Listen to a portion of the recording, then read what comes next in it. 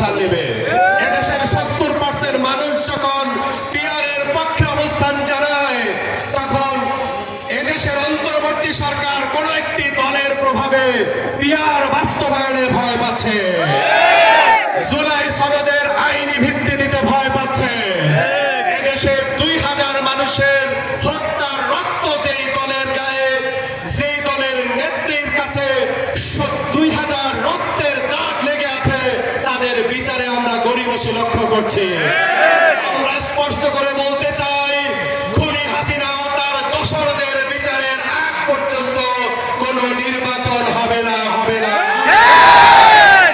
খুনি হাসিনা এবং তার দোসর জাতীয় পার্টি 14 দলকে নিষিদ্ধ না করলে নির্বাচনের কোনো পরিবেশ সৃষ্টি হবে বলে আমরা মনে করি না। আমরা দাবি জানাই, অনতিবিলম্বে খুনি হাসিনা ও তার দোসর জাতীয় পার্টি 14 দলের বিচার নিশ্চিত করে লেভেল প্লেইং ফিল্ড তৈরি করে নির্বাচনের আয়োজন করতে হবে।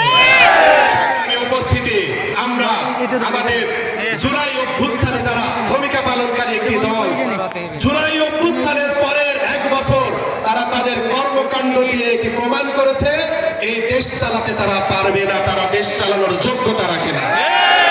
বিগত 1 বছর যারা নিজের দলের 1.5 শতাধিক কর্মীকে খুন করে, ক্ষমতায় আসলে বিরোধী দল, দেশের সাধারণ মানুষ তাদের কাছে নিরাপদ থাকবে না। সেই দলের উপজেলায় নয়, প্রত্যেক ইউনিয়নে ইউনিয়নে চান্দা ভাই তৈরি হয়েছে। আমরা ক্ষমতায় আসতে দেব না ইনশাআল্লাহ।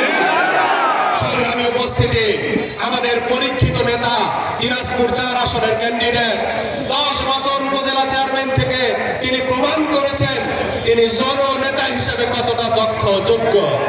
এই অঞ্চলের প্রবীণ রাজনীতিবিদ, অভিজ্ঞ রাজনীতিবিদ জননেতা আফতাবউদ্দিন মোল্লাকে দাঁড়িপাল্লা মার্কায় ভোট দিয়ে আগামীর সংসদ নির্বাচনে আমরা সংসদে পাঠাতে চাই ইনশাআল্লাহ। আগামীর এই আন্দোলনে বলিষ্ঠ ভূমিকা পালনের আহ্বান রেখে আজকের সমাবেশে অংশগ্রহণ করার জন্য সকলকে ধন্যবাদ, মোবারকবাদ জানিয়ে আমার বক্তব্য শেষ করছে।